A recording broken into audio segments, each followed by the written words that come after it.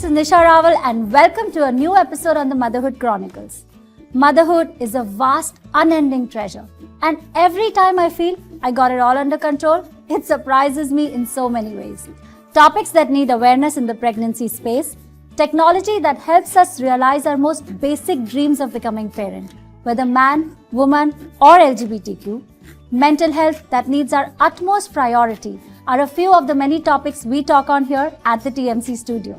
If you are as fascinated as me by this miraculous phase of humanity called motherhood, then this show is for you. One of the interesting things about being a parent is that there is great variation in the way we raise our children. And yet, there is a commonality that binds us all parents all across. Your parenting style can affect everything, right from how much your child weighs to how they feel about themselves.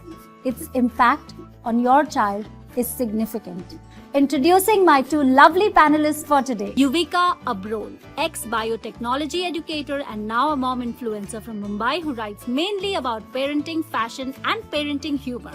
Her USP is her visually appealing page, straight from the heart, writing with fun and relatable posts and recently added series Absolute Bakwas content, which has funny videos related to motherhood and parenting. Chandni Bhagat, a child psychologist who dons many entrepreneurial hats. Armed with her degree, she started a chain of preschools and daycares at the young age of 20.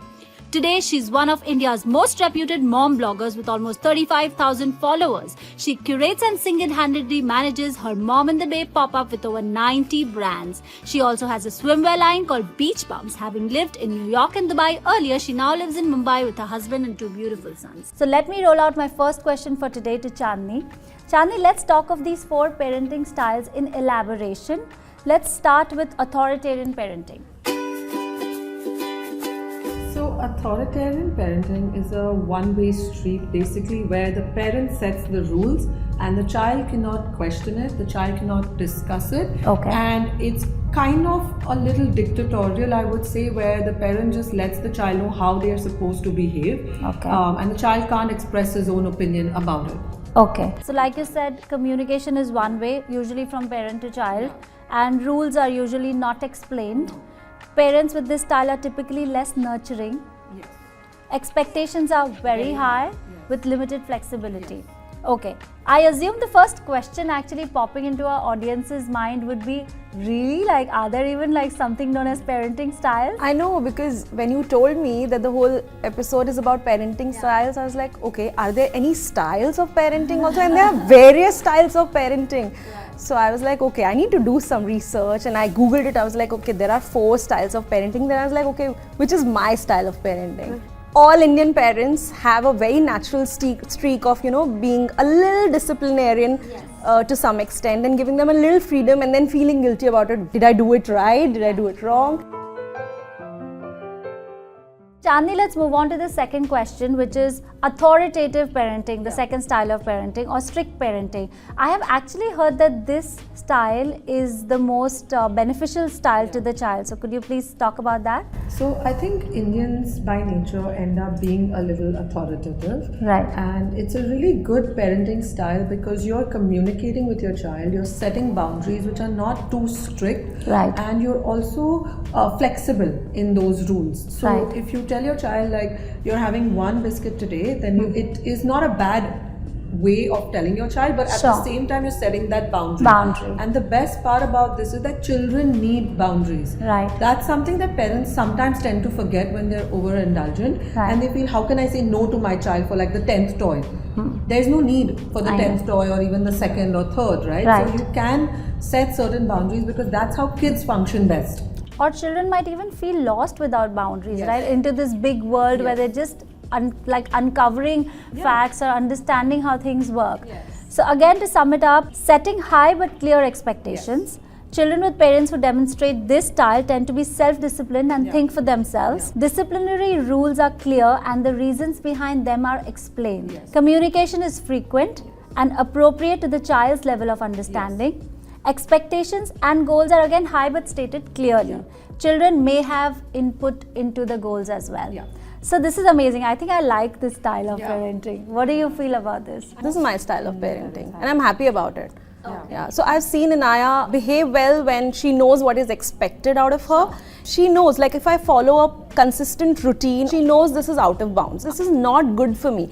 There are things which I allow her to do, but in bits and pieces. She knows she can eat a cookie on a, let's say, Sunday or when it's a holiday. A lot of in-between terminology is also coming besides these 4 styles, like helicopter parenting. Mom, tiger mom. So a helicopter mom would be somebody who hovers around their child all the time. Over-involved and constantly like, oh, where are you going? Who are you with? What did you do? And kids sometimes just need their space to be creative, to express themselves, and to just let them play and discover the world on their own. Right. So I personally find helicopter mom, but I think I tend to do it at times as well. Right. I can never be a helicopter mommy. No, I don't think. I am helicopter, but my helicopter hovers around Kavish's camera more than around Kavish. You and me were probably following some sort of style, but we didn't know which category we fall into. Yeah. But when you get conscious and it becomes like a study where, you know, these 4 parenting styles are in front of you, it's absolutely clear. You understand what category you fall under, or what is it that you want to adopt, or you also know the consequences of a particular parenting style. Yuvi, what do you feel the value and importance is of a parenting style? Do you feel that it might be effective? Yeah, it does benefit me knowing that I'm this kind of mom, and what kind of benefits is it giving to my child, what kind of future my child is going to have with this kind of parenting. I think I'm more now stable and clearer in my head that this is the approach that I need to keep with Inaya. Of course, the approaches might change with her age and, you know, phases of life she's in. But I think more or less I'm going to be this parent because it comes naturally to me, not because I've read it and I find this is good. Which is the idea of having this episode. It's not to confuse people, but it's in fact to have like a clear understanding on where we stand, or what is an approach that we want to take. So moving on to the third style of parenting, which is permissive or indulgent parenting. So permissive or indulgent parenting is again very, very common, I think, with today's generation of kids, where I feel like parents, grandparents, friends, extended family, everybody's role is to kind of indulge whatever the child's needs are. Right. And everybody else's don't matter, but especially the parents matter. Right. Because it so happens that the father is guilty that he's working too many hours. Sure. So how do you make deal up for with it? that? So you indulge the child that, oh, you want this toy? No problem. Chalo, I hardly spend time with you. Right. Let me show him my love, you know. Right. And it's not that the father doesn't love the child. They do. It's just the way of showing by letting the child get his way. Right. I know so many parents who say, my baby loves to sleep with us, and we let him, and the baby's like 6 years, 7 years. Yeah. That is indulging the child, right? Like that's, the child has to know that you have your room, this is your safe space, and you can sleep here. Right. Or chocolates. No. My child likes having 4 to 5 chocolates a day. Like. Oh my God. Okay. So I'm not really that bad a parent. And so if you don't give it, like your husband might give it. Right. If your husband doesn't give it, the grandmother or grandfather will give it. So if you live in a joint family, I've seen grandparents tend to be overindulgent because they just want love and acceptance from the child. Like कुछ नहीं होता, TV देखने से कुछ नहीं होता, हम लोग तो ऐसे बड़े हुए हैं. Yes. Like people say that, and I'm like, yeah, it's fine to have a little screen time, but like I said, it has to be within that boundary. Absolutely. Which is what I said for my kids, that Rajveer is not allowed screen time Monday to Friday. Okay. But Friday evening he's allowed 20 minutes, and Saturday 20, and Sunday 20. Right. So it's not that he's not allowed, but it's just not every single day 2 hours a day. For example, make certain rules for our children like you have. Now, also, don't you feel it's fair that sometimes we make the rules and we move on, in terms of, you know, we might go to work or we might, so somebody else is following those rules from behind us. Okay, if they are our employees, you know, it's completely okay. But when it's like our mother-in-law or my mom, or, you know, our... So see, there are things that even the grandparents have to know as a team, that some things are allowed and some things aren't. Because see, end of the day, if you're being over-indulgent with the child, it might spoil him. So you have to set those objective rules. There are few things that you have to trust your parents and, you know, your in-laws as well, because they are handling the child in your absence. So to sum it up, permissive parenting or indulgent parenting would have few rules or standards of behavior. When there are rules, they are often inconsistent. They are very nurturing and loving towards kids, and it often seems more like a friend than a parent. May use bribery such as toys, gifts, food as a means to get a child to behave. Provide little in the way of a schedule or structure. Emphasize the children's freedom rather than responsibility. Ask their children's opinion on major decisions. Rarely enforce any type of consequences. Yeah. So I am like that on holidays with my child. And I feel I somewhere fall in between permissive and authoritative. In extreme cases, I would say a no. I need to, I think, improve on myself a little bit too. But also it's that thing of, I'm trying to make up because I'm not there kind of an attitude. When I was more at home in the beginning, then I would be like, okay, all organic food, ye aise karna hai, ye waise karna. But then I feel that I'm imposing too much on others who are taking care of him behind me. So there is too much of guilt for the baby, for the person who's like taking care of the baby. So you sometimes get lost. And therefore I am permissive, but whenever I would leave earlier, when I would go to the gym or anywhere, I would not say bye because I was afraid that he would cry. And that's what my mom would say, abhi chale jao. That's how it is, like with parents. But then I bumped into a friend and she told me, her name is Khushbu. She told me that Nisha, ऐसे नहीं करना चाहिए, because I was discussing with her कि यार वो बहुत रोता है, समझ नहीं आता, I feel guilty, I want to tell him a bye but I don't know how to do it. So she's like, no, say a bye. अब मेरी और उसकी इतनी बात हुई, then I did some research and everything, and from that day I started telling him a bye. He was really crying and howling and my mom was really upset. She's like, why are you doing this to the child? क्यों उसको इतना रुला रहे हो? I said, Mom, you'll know, because after about a month of him crying, he'll understand that I'm not cheating on him. I don't disappear. So there's a lot of insecurity in the child that, ab kahan chali gayi? Where's mama? So even if you're in the kitchen, the child might just feel that I'm not there. So you don't know what kind of insecurity is building in that child, which will further shape his personality. So I tell him, bye, Kavish, mama is going to the gym, she will be back in some time. So he understands 2 minutes is for waiting. So he says, 2 minutes, mama, 2 minutes, And so now he's all happy. Fourth style of parenting, which is uninvolved or neglectful parenting. Basically, would be if a parent has too many struggles or problems of their own or in their marriage. Right. It's basically where the child is not looked after, his needs are not met. Right. There is absolutely zero parenting overall. Yes. Like the child can go to school, take a bath, not brush his teeth. Yeah. Meals could be anything. Could be even borderline abusive. Toxic parenting. Yeah, where the parent just is MIA from the child's life. This kind of does happen more in the West, I feel, where sometimes the children are born outside of wedlock or the parents are not happy with each other and there's no support system. Right. So here what happens is, if a parent is kind of falling out of the parenting game, there's always a support system to back them up. Right. So as a mother, if you are just going through some postpartum depression or you're having some marital issues, you know that there will be a sibling or an aunt or an uncle who will step in for those few hours and you get your break. It's self-explanatory, like uninvolved is something that would never work.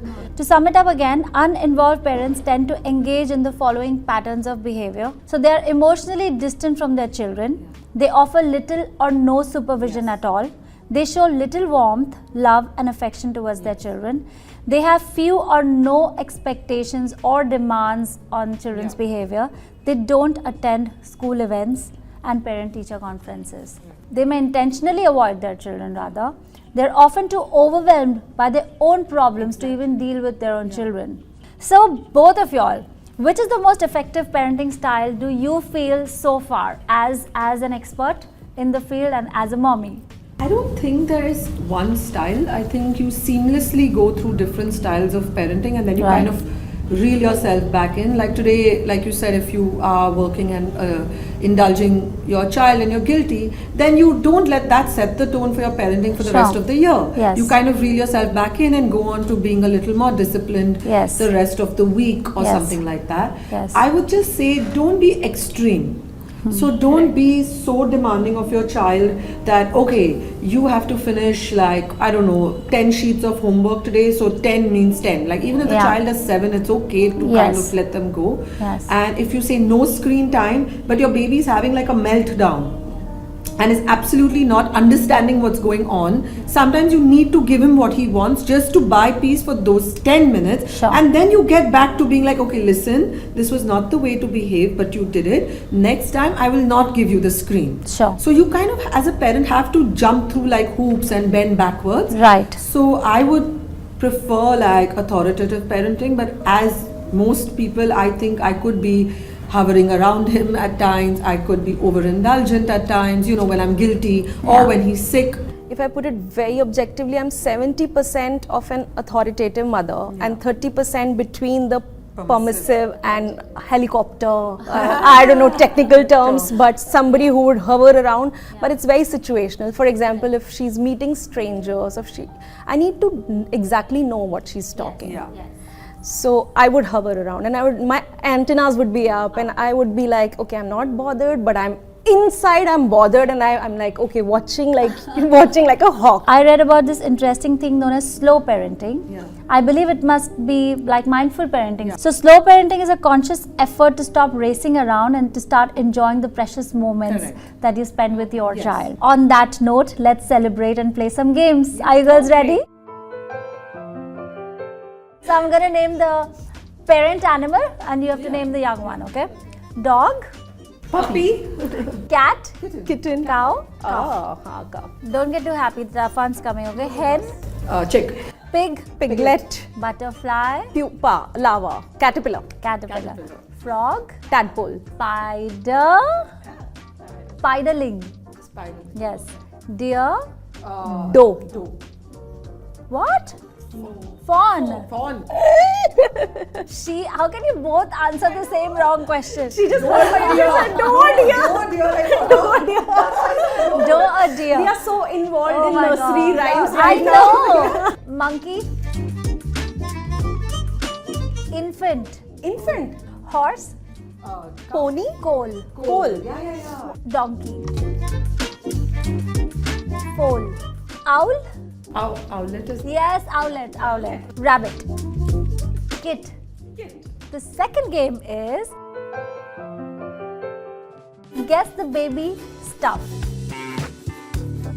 stroller. I told you I'm very bad at it. Mittens. Pee. Pacifier. Yes. Bathtub. Yes, bathtub. Great, so let's clap for ourselves. Good job. All right, so now we've actually come to the end of the episode and I'd like to take a message from you all if you want to say something to the audience. It said, as reading 7 signs that you're a good mother. So the first thing that said was continuously worrying that you're not good enough. That itself shows that you're worried about being a good mother and you have set some standards for yourself to be a good mother. So if you're worried that you're not doing good enough for your child, trust me, you're already a good mother. There are no parenting classes, there are no parenting workshops as such. People send you to school, you go to college, you get all these fancy degrees, you get a job, but nobody prepares you for the world of difference when you have your first child, let alone your second. Don't be afraid to ask for help. Don't be afraid to talk to a professional about it, because parenting is not easy. I've spent 15 years immersed in studying psychology, child psychology, parenting, marital counseling, and I'm still baffled on days with my Rajveer and Aghavir and balancing work and husband and life. So it's not that it's easy on every day. So take that help. I think it really matters, and not just talking to a friend. I think what a professional can do is very different from what your neighbors or your friends will tell you. So keep a check on how you're parenting and don't hesitate to ask for help. Thank you so much for sharing it, and thank you for this profound information. It was like an ocean that we discussed on parenting style and so much more. Thank you for being here with me today, and as a gratitude of thanks, I would like to present to you both the Motherhood Chronicles Gratitude Trunk. We all parent differently, but it's safe to say that when it comes to our children, we have the same goals in mind. We want them to be happy, healthy, functional, to grow up as kind individuals who will contribute to the society. In this race of being the best parent, let's not forget that every child is unique and all parenting fundas cannot be implemented. Whatever the name of the style, what I have learned from today's episode is that we need to improvise as parents. We need to be parents when required and friends when needed. We want our children to have good emotional health, secure attachments with us as parents, and good social skills. So let us listen to them, show our children that we care, set fair expectations, praise positive behavior, provide opportunities to make choices, take our children's opinion into consideration, show affection, and say, I love you. This is Nisha Rawal signing off. I will be back with a new panel, a new topic, and a new episode. Until then, happy Motherhood Chronicles to you.